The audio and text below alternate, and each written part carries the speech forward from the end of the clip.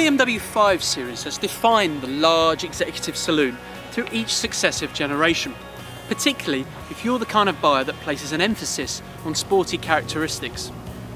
This new car arrives at a key time, with Mercedes back on form with the E-Class, Audi now an established contender with the A6, and Jaguar finding considerable success with their XF. A wide range of petrol and diesel engines are available. Today we have a petrol, the 535i. This is a 3-litre straight 6 with direct fuel injection and a turbocharger, producing just over 300 horsepower. In this particular car, it's been coupled to an 8-speed automatic gearbox that includes these paddle shifters behind the steering wheel. But there's more. In fact, this car is positively dripping with technology, from the active 4-wheel steering to the dynamic anti-roll bars, the heads-up display, the electronically monitored dampers, and even exterior cameras. But much of this tech is optional, and apart from the obvious cost implications, it does mean that for any given 5 Series, the options that have been fitted to it define to a great extent how that car will then behave. First impressions are positive.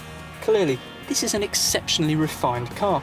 It's very quiet, and with the dampers in normal, the ride is generally very smooth, although these optional 19-inch wheels do occasionally jar over poor road surfaces.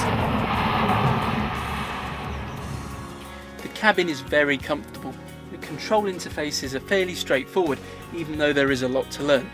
Now, thanks to an extended wheelbase on this new 5 Series, there's plenty of room in the back, and there's also a generous boot too.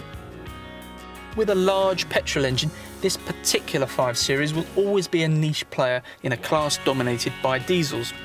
And the BMW range of diesel engines is superb.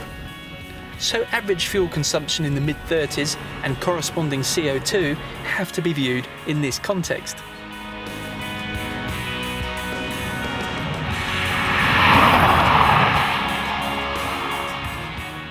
So the BMW is very good at being a comfortable saloon car.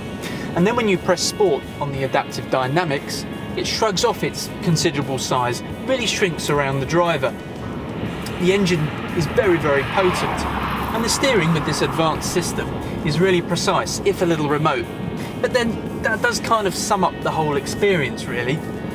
You can make very rapid progress in this car, but it really lets the driver beneath that veneer of sophistication.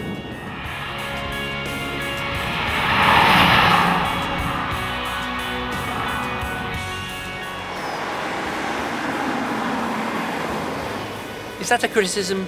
Well, for most people probably not. The new 5 Series has a superbly broad spread of abilities.